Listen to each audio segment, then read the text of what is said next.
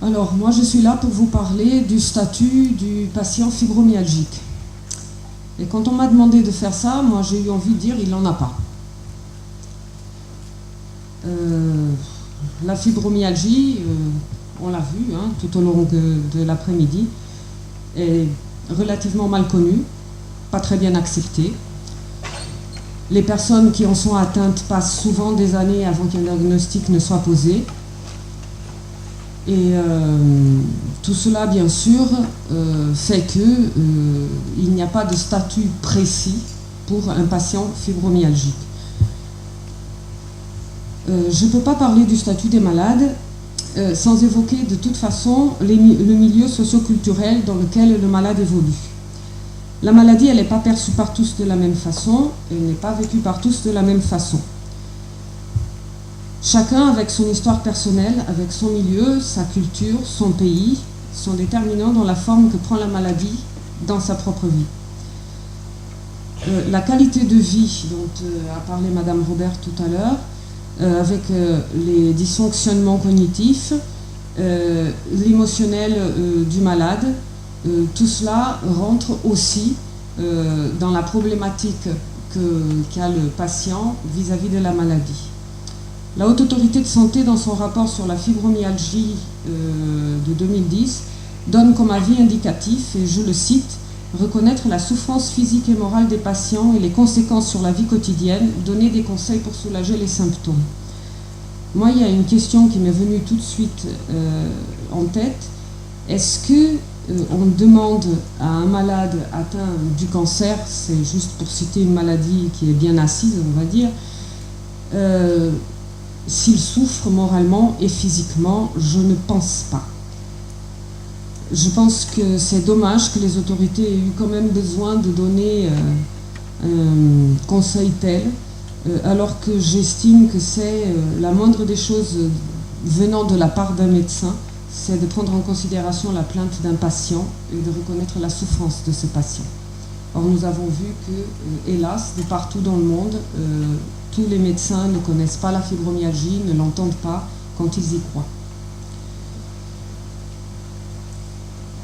Moi, je fais un petit tour du monde, tout petit, pour ce rapport, et j'ai constaté que malgré tout ce que nous pouvons penser, la fibromyalgie en France est quand même très bien vue, très bien vécue par rapport à certains pays. En France, non, pardon, excusez-moi, je me suis perdue. Alors, la vie quotidienne du fibromyalgique en France est un vrai combat, c'est vrai. Surtout que c'est des personnes qui sont normalement très actives avant d'être atteintes par la fibromyalgie. Quand on se sent amoindri, c'est déjà psychologiquement un handicap. La perte d'autonomie est normalement très très mal vécue.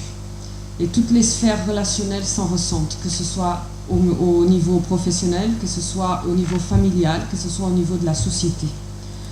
Le travail est aussi quelque chose qui pèse beaucoup dans la vie du fibromyalgique, parce que souvent on n'est pas en situation de pouvoir continuer à travailler et à assurer ses fonctions telles qu'elles ont été faites jusqu'à maintenant, enfin jusqu'au moment de la maladie. Et ensuite, je suis désolée. Voilà. Alors, c'est une situation qui devient très vite insupportable pour le patient. À la maison, et donc dans la sphère familiale, le conjoint et les enfants sont aussi souvent cause de stress, parce qu'à un moment, ils en ont aussi assez d'entendre la personne se plaindre tout le temps, de ne pas pouvoir faire ce qu'elle avait l'habitude de faire, etc. Les amis ne comprennent pas toujours non plus que le patient soit trop fatigué pour faire ce qu'il avait l'habitude de faire jusqu'à là. Et à tout cela vient s'ajouter souvent le manque de moyens causé par la maladie, les arrêts de travail successifs, les temps partiels thérapeutiques ou carrément pas de travail du tout. Tout ceci a un impact réel sur le statut du malade. Si je voulais être très pessimiste, et ça revient à ce que j'ai dit pour commencer, quel est le statut de celui qui n'a plus de travail, qui n'a plus de vie de famille, qui n'a plus de vie en société parce qu'il n'a plus d'amis, et tout ça pour une maladie qui n'est pas reconnue. Malgré la reconnaissance de l'affection par l'OMS en 1992 et la résolution européenne de janvier 2009, plusieurs États et pays membres n'ont à ce jour toujours pas admis la fibromyalgie comme maladie à part entière. Comment prouver que l'on souffre alors qu'on ne peut pas en produire la preuve? Les fibromyalgiques sont en permanence dans le besoin de prouver la réalité de leur souffrance alors même qu'ils présentent à la société une apparence normale. Le statut du malade, et non pas celui de la maladie, résulte donc directement de la prise en compte de sa maladie par la société, par le corps médical et par la famille et les amis. Car si la prise en charge dépend des institutions nationales, la prise en compte du handicap dépend de la société. Les différents dispositifs et prestations sociales ne compensent que très partiellement les pertes d'autonomie. Alors, en France, nous l'avons vu par les personnes qui sont passées avant moi. Il y a une prise en charge par le régime de la sécurité sociale. Il y a en parallèle les maisons départementales du handicap qui peuvent aussi prendre en charge une certaine partie de la perte d'autonomie et l'incapacité de travail. Ceci n'est déjà pas vrai dans tous les départements français. Dans le Var, par exemple, la fibromyalgie n'a aucun souci, tout est très bien reconnu. Dans le Vaucluse, ils ne veulent rien savoir. Ils ne connaissent pas, ils ne savent pas ce que c'est, et voilà. Pour revenir un peu au statut juridique, il y a plusieurs jurisprudences où des patients atteints de fibromyalgie ont dû faire appel aux tribunaux et qui n'ont pas toujours gagné. Celui qui m'a le plus frappé, c'en est un de la Cour d'appel de Montpellier, qui a donné raison à une compagnie d'assurance, que je ne nommerai pas, parce qu'elle a classé la fibromyalgie dans les maladies mentales et nerveuses et a ainsi refusé toute intervention de garantie vis-à-vis du malade. En cours de cassation, ça a été refusé et donc c'est un jugement qui est définitif. Et donc la personne s'est fait refuser la prestation à laquelle elle avait droit pour ça. J'ai les noms des arrêts. Je pense qu'une plus grande diffusion de ce qu'est la fibromyalgie, une plus large connaissance des droits du malade devrait pouvoir donner à tous la possibilité d'être traités de la même façon partout en France. C'est d'ailleurs ce qu'a préconisé la Haute Autorité de Santé dans son rapport justement. La prise en charge du malade est facilitée par une deuxième pathologie en France. Parce que souvent, dans les ALD, dans les invalidités même, il y a pas mal de fibromyalgiques qui en fait ont une capacité et une invalidité reconnue pour dépression, qui est souvent consécutive à la fibromyalgie et qui passe beaucoup mieux en fait que la fibromyalgie elle-même. Dans ces cas, le statut du malade lui est donné non pas par la fibromyalgie, mais bel et bien pour l'autre pathologie par laquelle il fait passer en fait son mal-être et sa difficulté de vivre. En droit des familles, la maladie telle que la fibromyalgie n'est pas reconnue. Seul l'handicap mental peut être pris en considération. Ceci dit, j'ai entendu, je crois que ce matin ou hier à la télé, qu'il y a eu un jugement de divorce, donc en plein droit des familles, qui octroie le divorce au conjoint d'un malade de fatigue chronique pour non-accomplissement du devoir conjugal. Voilà, je crois que tout est dit. Alors pour l'instant, cette décision est seule dans la jurisprudence. Je pense que ça va être suivi d'appel, enfin j'espère, parce que ça ouvre la porte à beaucoup de choses, je crois. Auparavant, il y avait des cas de divorce pour impossibilité de maintien de vie commune, mais ça touchait des gens qui étaient vraiment très très atteints, dans des comas dépassés, etc. Mais personnellement, en tout cas, c'est la première fois que je vois un divorce pour non-accomplissement du devoir conjugal.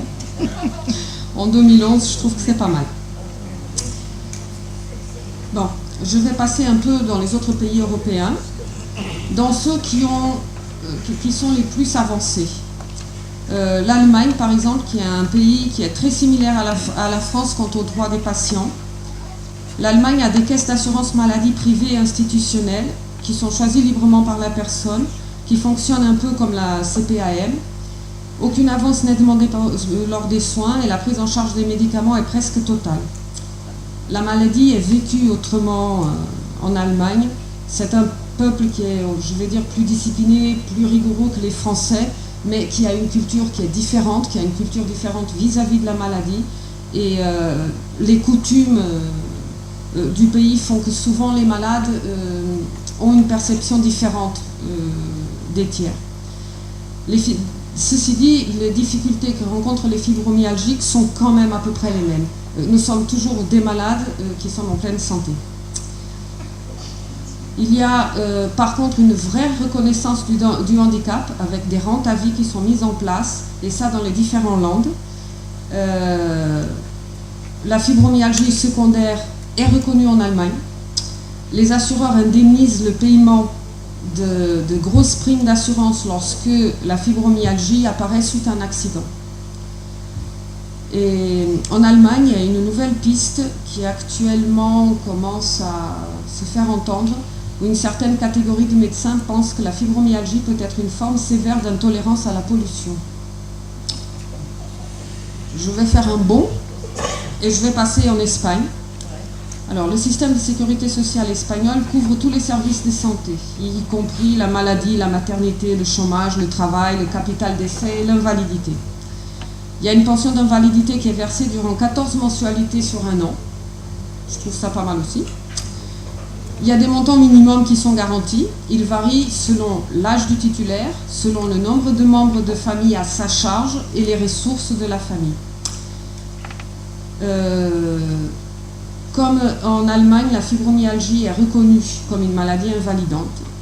De plus, la culture espagnole fait que la famille au sens élargi prend encore souvent en charge le patient, qui se trouve peut-être un peu moins seul que dans les autres pays.